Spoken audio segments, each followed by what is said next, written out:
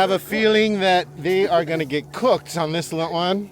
So let's just keep this right here as we pour this down. Oh my goodness. Oh my goodness. Well, yeah, that's definitely not gonna be waterproof. A lot of people in my generation, when they grew up, they were either in Boy Scouts or in my denomination, Pathfinders, where there were adults who would take the time to teach young people how to do basic skills out in the wilderness. Well, in the age of media and technology, a lot of the kids have to go to YouTube or they need to go to other places to get that information, but they don't really have the practical, hands-on experience of being out in the wilderness. Wouldn't it be great to have a place where you could come and you could actually enjoy and learn about some of this stuff? Well, my principal asked me to teach wilderness training here at my school, and it's been an exciting adventure. I have 12 young people, and we are learning everything from learning how to make debris huts, shelters, fire building, water purification, you name it. During this semester, we're gonna go ahead and learn about it. So I wanna take you on for the ride because I know some of you guys don't have that opportunity to be able to go to a wilderness training school, but here you're gonna be able to do it virtually.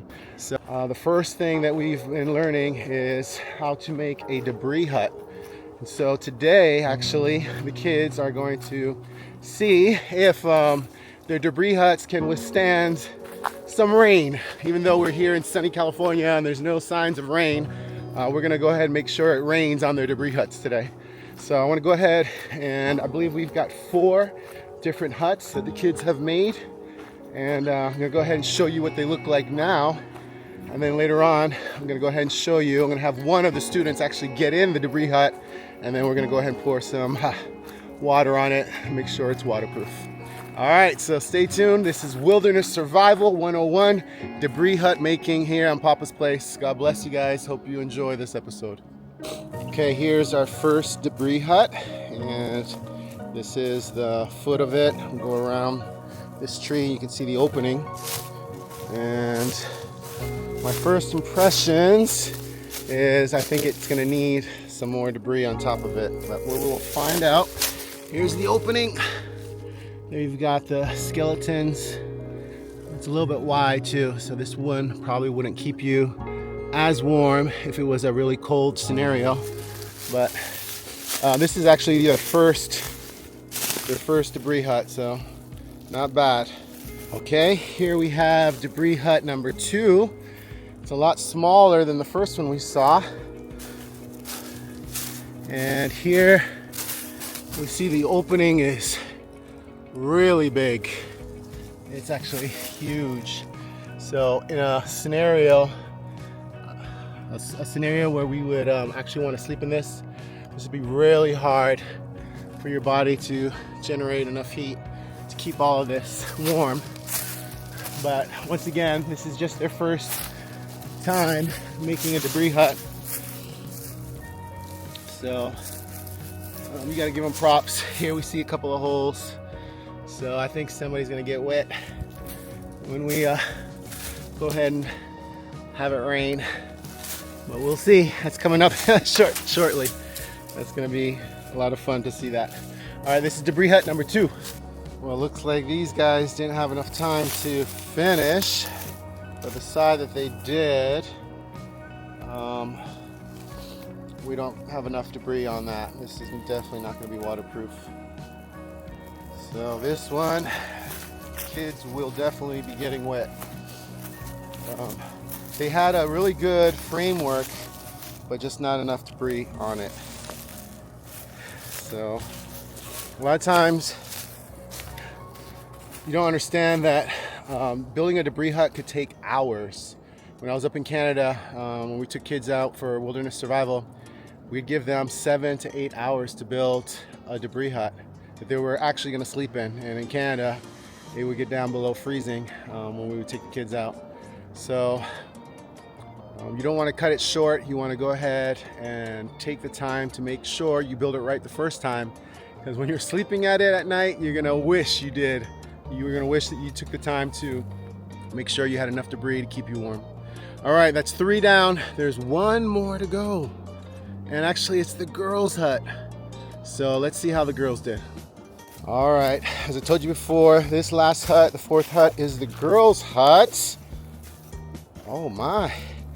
It looks like they built the Taj Mahal of debris huts. They've got bark shingles on the top. It looks like they have at least 3 feet of debris on it.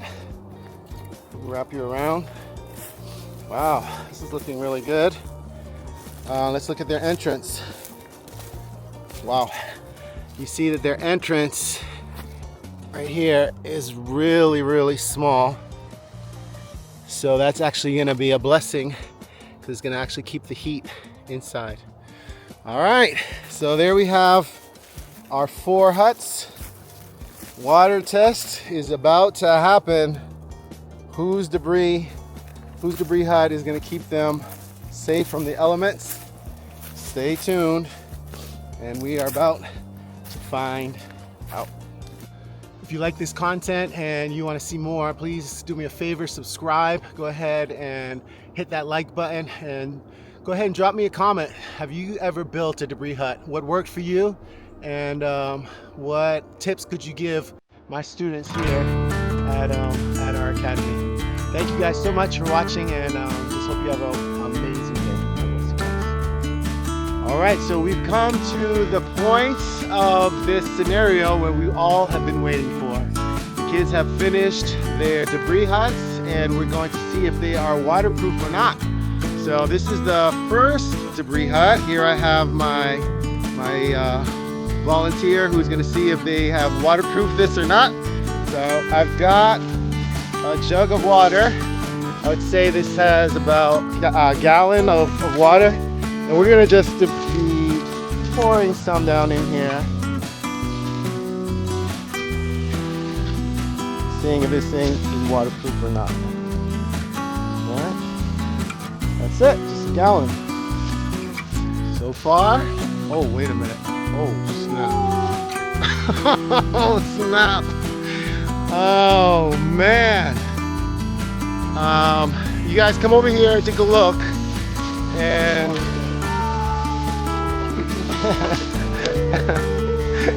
all right, Julie, come out, keep your head down, but come out little by little. Keep your head down. Yeah, I'm not sure about this shelter being waterproof, guys. All right, here we are in shelter number 2. I've got my victim in the debris hut. Got the water, and here we go.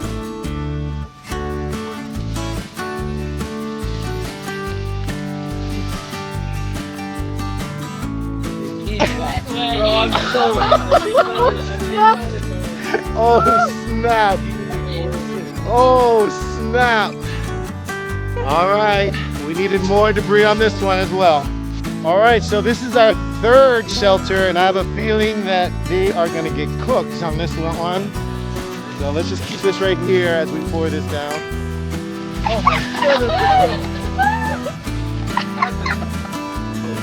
goodness! Well, yeah, that's definitely not going to be waterproof, bro. Can anybody have a waterproof shelter here? I don't know. We're going to have to find out. All right, so we've seen 3 shelters, and all 3 have not been waterproof. This is the last one, and this one was built by the girls. And so we're gonna go ahead and test out our last shelter. Mahela, how you feeling? Are you confident that you're not gonna get wet? Oh, man, all right, we're gonna see. Hold on just a second. All right, so here's our last debris hut, and we're gonna go ahead and do the ultimate challenge. Not only are we gonna put the gallon water that we put on everybody else's,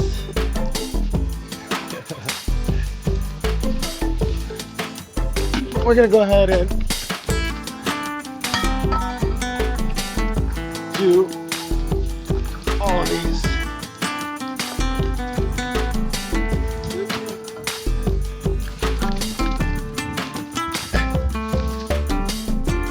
Is that everybody? No. One more? Two more. Give me another one. On this side a little bit.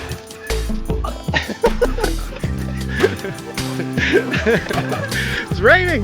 It's raining in California. Mahela, do you feel anything? Here, one One more. You get extra credit for that. Okay, Mahila, start wiggling your way out. You good? Watching it again. We poured everything on you. We poured everything on you. Amen. Well, a little disclaimer, I did help the girls on that last debris shelter. And as you saw, we poured all the water bottles, a gallon, probably 2 gallons.